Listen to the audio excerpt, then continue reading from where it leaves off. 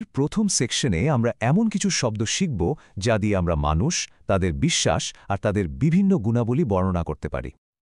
আচ্ছা, এখানে দুটো দারুণ শব্দ আছে, পার্টিসান আর ডিসিডেন্ট। পার্টিসান হলেন এমন একজন ব্যক্তি যিনি কোনো একটা দল বা কোনো একটা নির্দিষ্ট চিন্তাভাবনার কট্টর সমর্থক। প্রায়ই দেখা যায় তারা একটু বায়াসড বা একপেশে হন। অন্যদিকে ডিসিডেন্ট হলেন ঠিক তার উল্টো।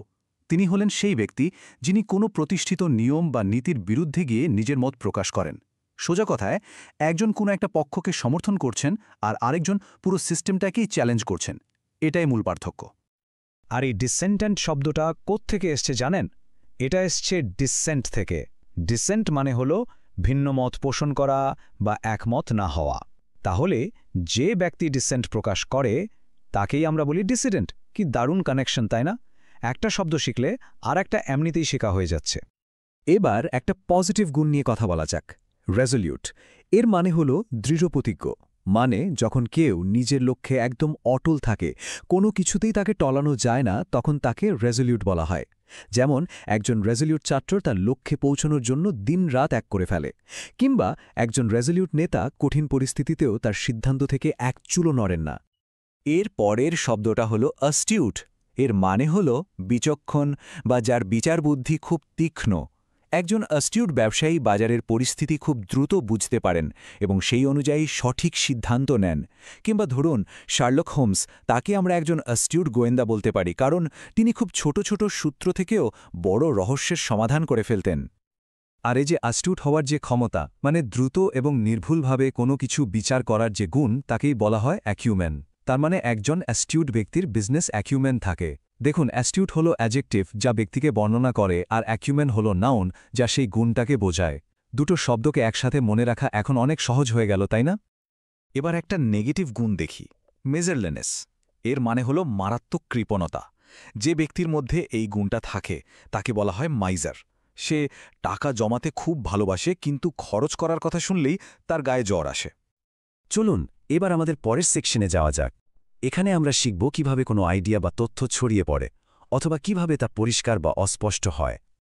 এখানে দুটো শব্দ আছে, পারভেড আর ইনভেসিভ। দুটো শব্দের অর্থই ছড়িয়ে পড়া, কিন্তু এদের মধ্যে আকাশ পাতাল তফাত।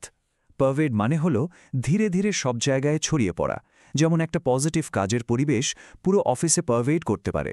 এটা সাধারণত একটা নিউট্রাল বা পজিটিভ শব্দ। কিন্তু ইনভেসিভ মানে হল ক্ষতিকারকভাবে বা অনধিকার প্রবেশ করে ছড়িয়ে পড়া। যেমন আমাদের ফোনে যে বিরক্তিকর অ্যাডগুলো আসে, সেগুলো ইনভেসিভ। একটা ভালো আর একটা খারাপ। অপেক শব্দটার দুটো ইন্টারেস্টিং অর্থ আছে। আচ্ছা, প্রথমটা খুবই সহজ, অস্বচ্ছ, মানে যার ভেতর দিয়ে দেখা যায় না, যেমন একটা ওপেক গ্লাস। আর দ্বিতীয় অর্থটা হলো যা বোঝা খুব কঠিন বা দুর্বোধ্য, যেমন সরকারের কোনো অপেক সিদ্ধান্ত জনগণের মধ্যে অনেক প্রশ্ন তৈরি করতে পারে। আর মজার ব্যাপার হলো, শিওর শব্দটার একটা অর্থ কিন্তু ওপেকের ঠিক উল্টো। শিওর মানে হতে পারে একদম পাতলা বা স্বচ্ছ, যেমন শিওর পর্দা। আবার এর আরেকটা দারুণ অর্থ হল নিছক বা সম্পূর্ণ। যেমন আমরা যদি বলি it was sheer luck that he survived, তার মানে হল এটা নিছকই ভাগ্য ছিল যে সে বেঁচে গেছে। এবার একটা ভার্ব বা ক্রিয়া শেখা যাক, এব্রিজ। এর মানে হলো কোনো একটা বড় লেখা, যেমন একটা বই বা গল্পকে তার মূল ভাবটা ঠিক রেখে ছোট করা। যেমনটা এখানে দেখানো হচ্ছে, একটা বিশাল উপন্যাসকে এব্রিজ করে একটা ছোট সংস্করণ বানানো হয়, যাতে মূল গল্পটা সবাই কম সময়ে পড়ে ফেলতে পারে। হোমোজিনিয়াস এর মানে হল সমজাতীয় বা এমন কিছু যা একই রকম উপাদান দিয়ে তৈরি। যেমন একটা হোমোজিনিয়াস সোসাইটিতে সবার চিন্তাভাবনা, রীতিনীতি প্রায় একই রকম হয়। শব্দটা সাধারণত নিউট্রাল, কিন্তু কখনো কখনো এটা বৈচিত্র্যের অভাব বোঝাতে একটু নেগেটিভ অর্থেও ব্যবহার হতে পারে। আচ্ছা, আমরা আমাদের শেষ সেকশনে চলে এসেছি। এখানে আমরা কিছু শক্তিশালী অ্যাকশন ওয়ার্ড এবং এমন কিছু শব্দ শিখব যাদের একেবারে স্পষ্ট বিপরীত অর্থ আছে।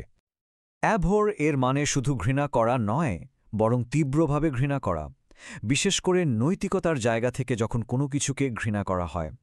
যেমন এই বাক্যটাতে বলা হয়েছে, কোম্পানিটি বৈষম্যকে অ্যাভোর করে এবং বৈচিত্র্যকে উৎসাহিত করে। এটা শুধু ডিসলাইক না, তার চেয়েও অনেক অনেক শক্তিশালী একটা শব্দ। অ্যাভোরের বিপরীত অনুভূতির একটা শব্দ হল হ্যালোড।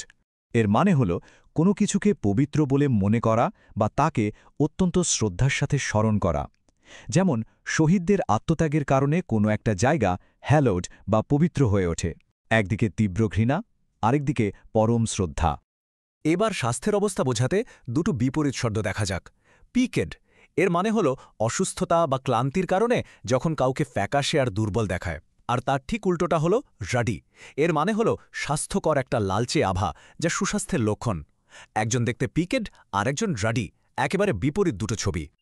হার্ডল শব্দটা কিন্তু নাউন আবার ভার্ব দুটোই হতে পারে।